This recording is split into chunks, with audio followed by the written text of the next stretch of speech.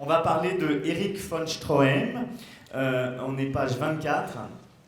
Donc, Erich von Stroheim, qui est une pièce de Christophe Pellet, que je mettrai en scène l'année prochaine. Ce sera la création que je vous proposerai, dans lequel joue Emmanuel Béard, Laurent Sauvage. Laurent Sauvage, vous l'avez découvert à plusieurs reprises cette année, il est acteur associé, vous l'avez vu dans Ne me touchez pas, il était le Valmont de Ne me touchez pas, il jouait dans Je suis Fassbinder, il jouait ma mère notamment au début du spectacle. Pour ceux qui ont vu le spectacle, et Thomas Gonzalez, qui jouait lui aussi dans Je suis Fassbinder. C'est une pièce à 3 personnages. Alors, en tant que metteur en scène, j'ai toujours été passionné par les écritures contemporaines, porter les auteurs d'aujourd'hui. Sur cette première saison qui vient de s'écouler, je vous ai présenté d'un côté Falk Richter, de l'autre côté Wajdi Mouawad avec Incendie, des écritures très différentes, très fortes, qui prennent des formes extrêmement diverses. Incendie, cette espèce de saga épique, tragique, et puis Je suis Fassbinder, qui est plutôt un théâtre de montage, de collage. La pièce de Christophe Pellet, c'est une pièce, on pourrait dire intimiste. Il y a 3 personnages. C'est un triangle amoureux absolument parfait, dans la mesure où chacun des personnages a une histoire avec l'autre personnage. Les 3 personnages s'appellent l'un, l'autre et elle. L'un est un acteur de film pornographique. L'autre ne veut rien faire de sa vie, ou en tout cas veut vivre sa vie d'une manière très particulière. L'un de ses modèles, la personne qu'il cite, c'est Erich von Stroheim, cet acteur allemand que vous connaissez peut-être, avec La Minerve. La particularité d'Erich von Stroheim, c'était que c'était quelqu'un qui a inventé sa biographie, qui a inventé sa vie finalement. Et puis il y a elle, qui est une femme apparemment qui réussit professionnellement, qui a l'habitude de diriger des entreprises, qui est voilà, quelqu'un qui a une position sociale importante dans la société. Ces 3 personnages forment 3 types de couples extrêmement différents. Et il y a une espèce de suspense, moi je le vois comme ça, Hitchcockien, puisque de ces 3 relations, il doit bien y en avoir une qui prenne le pas sur les autres. Donc on pourrait dire que c'est une espèce de suspense psychologique. C'est une pièce qui parle du couple, qui parle de comment est-ce que, de la fidélité, de l'infidélité, de qu'est-ce qu'aujourd'hui on attend de l'autre, qu'est-ce qu'on donne à l'autre, qu'est-ce qu'on ne donne pas à l'autre.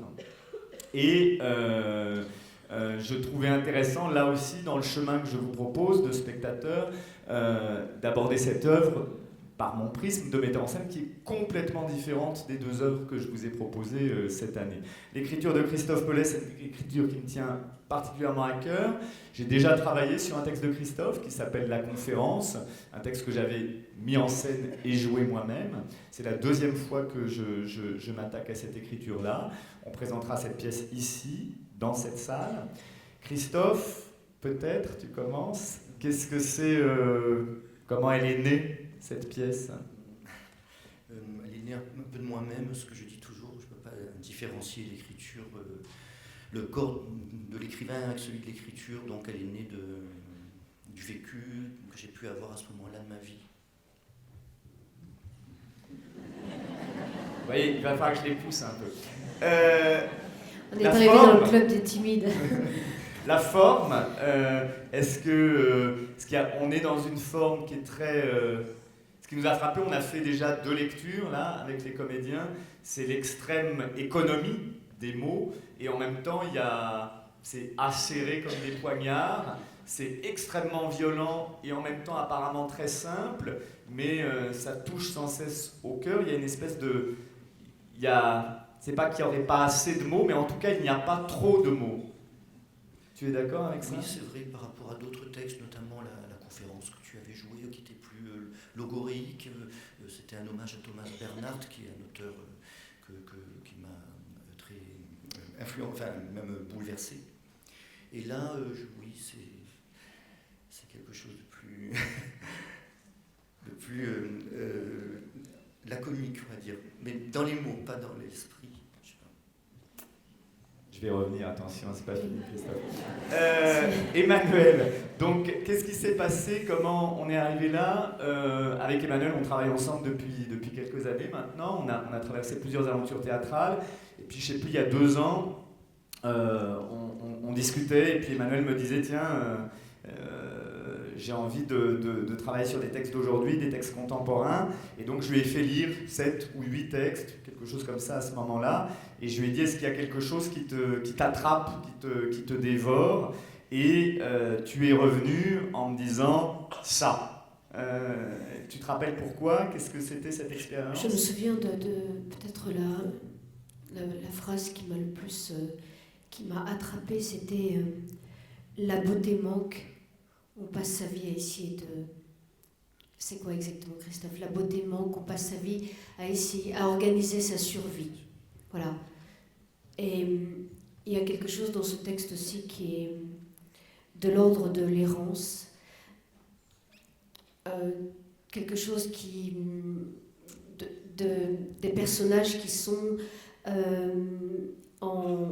comment dire, excusez-moi, c'est difficile parce qu'on n'est pas encore rentré dans la chair du personnage. Une actrice ne parle pas bien avant d'être sur un plateau, d'être dans la chair, mais ce sont des personnages... Enfin, j'ai l'impression que Christophe parle du désir qui s'égare, du désir de soi à soi, du désir de soi à l'autre, du désir tout simplement d'être en vie, du désir de couple, du désir d'amour, de l'incapacité du désir. Toutes ces questions-là sur le désir, sur l'errance, sur l'égarement, sont des choses dans un monde qui devrait donner un sens à notre existence et qui nous fait perdre ce sens, quelque chose de cet ordre-là. Voilà. C'est pas très gai, vous n'allez pas venir sans doute, mais je veux dire par là que... C'est une écriture qui est rude, c'est une écriture qui est âpre, qui est aiguë, qui fait mal. En tout cas, moi, elle m'a fait mal. Et puis, il y a, on parle beaucoup de sexe, mais un sexe qui est comme une forme de domination sur l'autre. Pas un sexe qui est fait, mais qui est toujours dans la représentation du sexe, plus que dans la chair. Finalement, la chair, c'est tout le reste à côté, y compris la chair de la blessure. Mais dans l'histoire de chair sexuelle, finalement, là, on rentre dans un jeu, dans une représentation. C'est aussi cette société dont on parle, qui est une société du virtuel, où beaucoup de choses ne passent plus que par le virtuel, que par... voilà. C'est cru, ils n'ont pas fini. C'est cru. Ils n'ont pas fini. On peut dire que c'est cru. Hein. Nous, quand on lisait la pièce, on a lu la pièce, je sais plus, on a rigolé, il faut dire, à un moment donné, on arrive à la 15e page, on dit, bon, c'est pas pour les secondes. On arrive à la page 30, on dit, c'est pas pour les premières. Et on s'est dit, est-ce que ça va marcher pour les terminales ou est-ce que les profs vont être très prudents? C'est une écriture crue, volontairement, mais belle, dans une belle crudité. Comment ça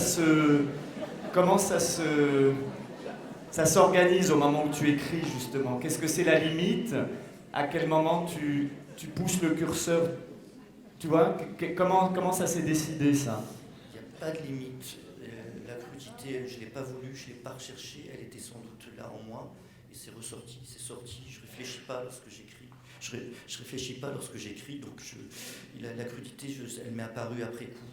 Une fois que le texte fut écrit, je me suis rendu compte, effectivement, que cette chose était, comme vous le dites, magnifiquement, était sur le désir, voilà, mais lorsque j'écris, je ne vois pas. Est-ce que je peux lire quelque chose? Bah, bien sûr.